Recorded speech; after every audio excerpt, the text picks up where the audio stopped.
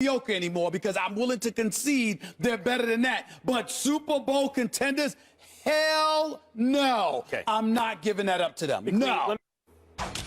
Stephen A. didn't mince words there, and he's not buying Dallas as Super Bowl contenders, but their play this season is giving plenty of people a reason to believe. Rookie running back Ezekiel Elliott leading the league in rushing.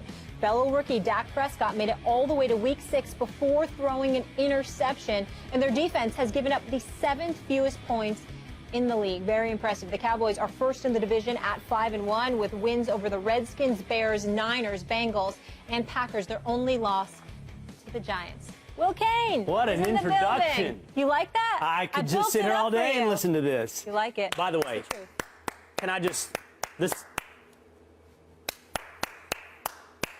Get your own flavor, please.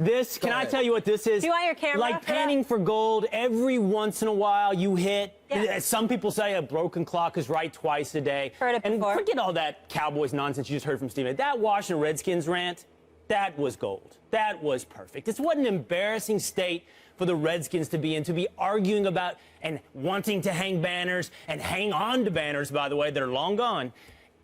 Divisional banners, divisional championships. And I'm sorry, Max, it's also a little embarrassing for you at that point to respond that the Giants aren't getting enough attention. It's what's happened, Molly, is here's what's happened. The Cowboys have sent the entire division into panic mode. You don't know what to do. You don't know your place in the world anymore. We're being a little pathetic. You're arguing about NFC East Division championships and the level of attention you're getting. It's sad. I know. Is that what you talk about at fifth period? Is that where are you coming straight from fifth period over here? What is it, schoolboy? Yes, yes, very much so. Cowboys nice. are #1 again, and it sent everybody going crazy. How good are the Cowboys, though? Unfortunately. How good are the Cowboys? Well, I like to be right, so I'm not just going to be a fan. But I mean, top 3 team in the NFL. Behind, like, Vikings and Patriots? Behind the Patriots. I will not put the Vikings ahead of the Cowboys. I will give the Seahawks and the Patriots. Okay. I knew this would get you, Max.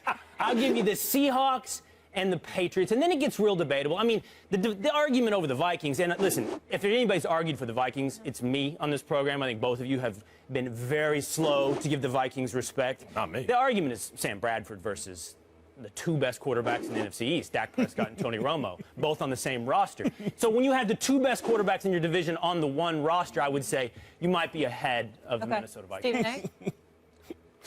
Well, obviously, he's clueless.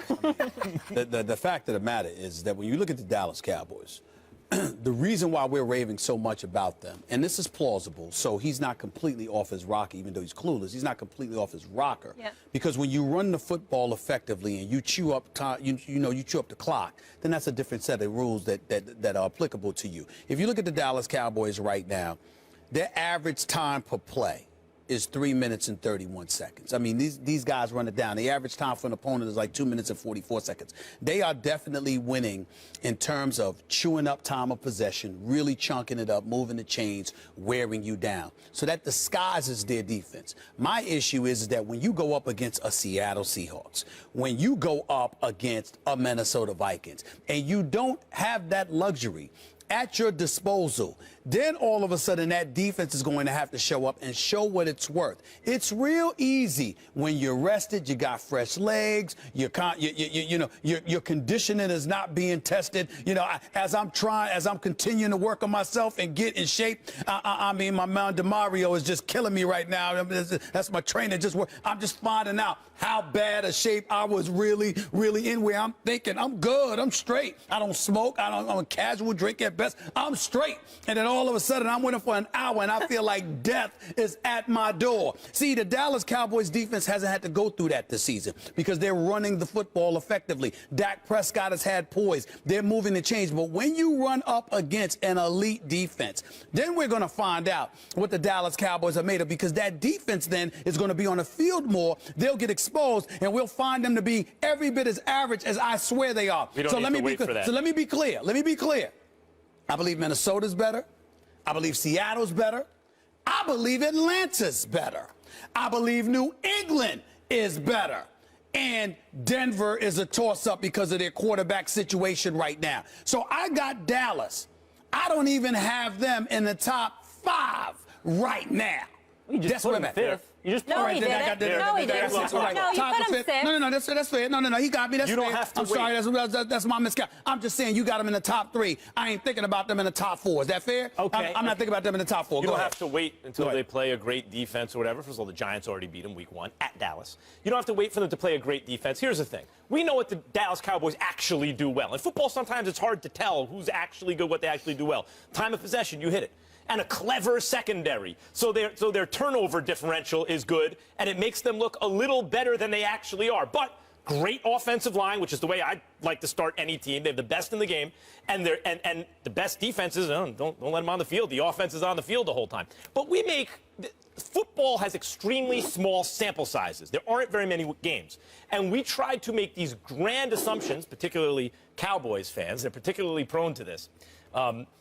Grand assumptions based on these tiny sample sizes. So, speaking of my Giants, which you brought up earlier in the segment, the Cowboys, the mighty Cowboys, are 5-1. Oh, they look unstoppable. They're a top 3 team in the league. And the lowly Giants are 3-3. Oh, they're terrible. If not for one red zone play where Kirk Cousins turns over the ball in the red zone against the Cowboys, and if not for one bad moment against Washington that the Giants had late in that game. So we're talking about 2 moments. The Cowboys are, in fact, 4-2, and the Giants are 4-2. So then suddenly the entire conversation is different. I'm here to tell you, Will Cain, that there are reasons to be happy about the Cowboys. There are many seasons where it feels that way early, but the NFC is far from decided, and the Cowboys have not separated themselves from the pack. Okay, this is why it's good that I'm here. It's good I'm here. This conversation needs me. In fact, Would you stop? I was at dinner last night. I was at dinner last night. Nice man comes over, waiter at the restaurant, said, "I'm so happy you're there to give it to Stephen A. Us Cowboy fans in New York City, mind you, we need you to bring truth to this. So that's why I'm here." Max, first of all, on your argument, if ifs and buts were sugars and nuts, man, you're going to give me point out this and just that. happened. If this had happened, if this had happened, then you know the saying: if and buts were sugars and I like the line. I like the line. That's why I'm sitting here laughing. The line didn't bother me. You know, If only the Giants had won 2 of the last 10 Super Bowls. If only they were the only team in the division. If, right? Max, you're a great debater. You're a smart man. In the Cowboys, he's I'm getting to you. I'm getting to you. He's getting there. You've been reduced to complaining about how much attention you get, and if a few things have broken differently. A little bit. You've been reduced, little bit. man. Yep, a little bit. And as for you, I appreciate the physical, strenuous activity you're going through, getting yourself in shape, and I appreciate you recognizing. I got a long ways to go, Will. I got to admit that, bro. You're putting in the work. And the That's all that self-awareness you matters. have on how far you've come, and perhaps you weren't where you thought you were. Well, your arguments are similar to your physical stature in that way. You've come a long way. You just haven't come far enough. You know, we played the clips. You talk about how mediocre the Cowboys were. At the beginning, this man was arguing they were going to be last in the NFC. Might still happen. Stay here. Because the more you divert, the less time it is for me to get back at you. I'm just taking 2 down at the same time. No. I'm you're hitting trying here, and then I come here. You're not successful. Don't evade the obvious beatdown you're about to get. I'm right here. Go ahead. You might as well have taken that hanky out of your pocket and waved the white flag. He's right. In terms of time of possession, you're like the Dallas Cowboys. It's unbelievable. A few weeks ago, you're arguing how average the Cowboys are, how mediocre. Women are so much nicer to each other. That's where you started. This is hilarious. You now have them top 5. You're now arguing they're not top 3. You've moved from mediocre. I got to get it back here. Listen, You've moved from the Cowboys at below average to top 5. I let you go. I let you go. Well, I haven't got to go because it was fist bumping and needle going on. If you haven't gotten to go, it's because you trying to waffle back and forth between the two. I've laid back and gave you your time. Let me say this to you, Will Cain. Yeah. You know why your argument is so weak? Why? Because you epitomize the deplorable, disgusting, pathetic Dallas Cowboy fan base that has sullied and contaminated this nation for ages. You are the typical Dallas Cowboy fans. You see what you want to see. You don't see reality. See, here we are. It's week 6. Because they've already won more games than they did all of last year, y'all sticking out your chest. You're real happy, you're real emboldened, even though they haven't won a Super Bowl since 1995, even though they've only been relevant 1 year in the last 22-plus years, which was a couple of years ago when the catch that wasn't a catch in Green Bay prevented them from going to the NFC Championship game. What I am saying to you is this, Will Cain. When you look at the Dallas Cowboys, there is no doubt you've got a quarterback, you've got a running back, you've got an offensive line. We get all of that. But you keep ignoring what I continuously have said. It's not about their talent. It's about the fact that something will go wrong when you release. And I'll tell you what it is right now, what you have to worry about. You don't have to worry about Stephen A. You don't even have to worry about the opponents. You know who you have to worry about? I know what you're going to say. You have to worry about that damn Jerry Jones. Because that dude, Jerry Jones, is going to sit up there when everybody and their grandmother knows what you should do. He's going to go against it, and he's going to do something to mess it up. Do you know Will Cain? He's going to play the best quarterback in the NFC. Do you know Will Cain? Eli Manning? Hold on. Do you know Will Cain that according to sources, NFL You run officials, my timeout. I'm never I'm going to give it to you. NFL aficionados in this building have confirmed that Dak Prescott, they haven't even had a conversation with him. Just leaving him dangling in the wind. This is what they do. Watch. All right. Watch what they do. Go ahead. I'm delusional. Of course you are. That's of course the you argument. are. Sorry, that's all the Of course time you we are. You have. have no credibility when it comes to the Cowboys. Go ahead. I'm delusional. I look at a 5-1 team who's won without the best top 5 quarterback in the NFL, the best tackle in the NFL, a top 5 wide receiver in the NFL, their best defensive end, their best cornerback. They've gone 5-1 without all of that. We want to talk about Tom Brady, and the Patriots are winning without Tom Brady. The Cowboys have put this record together without all of those positions, the most important positions on the roster, without those on the field. Keep going. And, Keep going. by the way, this defense you love to malign, a secondary that's now one of the top in the NFL. Morris Claiborne has turned into apparently a shutdown corner. And here's the key. They're getting better game by game. Morris, Ezekiel Elliott gets better within the game. And they blew the Bengals out. That game with the Pack, it wasn't close. The Cowboys owned that game. They're getting better and better week by week. And no, final point. You have conceded, my man. This is over. You have started out telling us this season how bad the Cowboys were, and now you and I are arguing about whether or not they're the third best team or the fifth best team in the NFL. Once again, inaccurate. Victory will Cain. Once again, Might be the fourth best team in the division. Once again, inaccurate. Not only that, you may have exposed yourself for not watching the show as much as you should, because I am on the record at the beginning of the season. Who did I pick to win the division? It was the Dallas Cowboys. What I said is this, and I keep telling y'all this, y'all will not listen. They will get in their own way. Can Randy Gregory play? Yep. What about Rolando McClain? He can play too, right? Yep. Why are they out? Why?